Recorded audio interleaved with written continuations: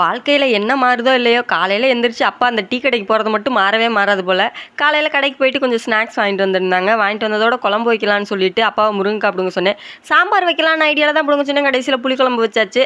அப்புறம் இப்பலாம் வெயில் ரொம்ப ஓவரா இருக்கா, அதனால நம்ம ராஜாக்கு கொஞ்சம் தண்ணி வச்சுட்டு வந்தேன். முன்னாடியெல்லாம் தண்ணி குடிக்காது. இப்ப வெயில் ஓவரா இருக்கவும் தண்ணி குடிக்க ஆரம்பிச்சிருச்சு. அப்படியே அங்கிட்டு போய் நம்ம எலுமிச்சம்பழம் செடிய தான் விசிட் பண்ணிட்டு வந்தேன். பரவால்ல, காய் கொஞ்சம் கொஞ்சமா பெருசாயிட்டு இருந்துச்சு. அத பார்த்துட்டு மல்லிகைப்பூ செடிய பார்க்காம இருந்தா என்ன? அதோட அதையும் பார்த்துட்டு ஒரு பூ மட்டும் பூத்திருந்துச்சு. மற்றெல்லாம் மொட்டா இருந்துச்சா, அதனால் அதெல்லாம் விட்டுட்டு அப்படியே பிடுங்கிட்டு வந்தாச்சு. அப்புறம் என்ன, அப்பா வயலில் கோழி ஈழி மேய்ஞ்சு செடியெல்லாம் அத்துறாமல் பார்த்துக்குங்க அப்படின்னு சொல்லிட்டு போனாங்க. நம்மளுக்கு அது பார்த்துக்கிறதே ஒரு பெரிய வேலையாக இருக்குது. அதோட அங்கே தான் வெயிட் பண்ணி நின்றுட்டு இருந்தேன்.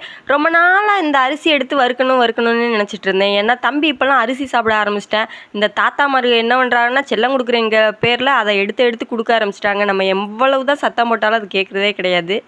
அதனால் இதை பொரியரிசியாவது வறுத்து கொடுப்போமே அப்படின்னு சொல்லிட்டு கொடுத்துட்ருந்தேன். முன்னொரு காலத்துலலாம் நாங்கள் ஸ்கூல் படிக்கலாம் இதுதான் எங்களுக்கு பெரிய ஸ்நாக்ஸு. இப்போல்லாம் அதெல்லாம் மறந்து போச்சு. அவ்வளோதான். வீடியோ பிடிச்சிருந்தா லைக் பண்ணிக்கோங்க. பாய். நெக்ஸ்ட் வீடியோவில் பார்க்கலாம்.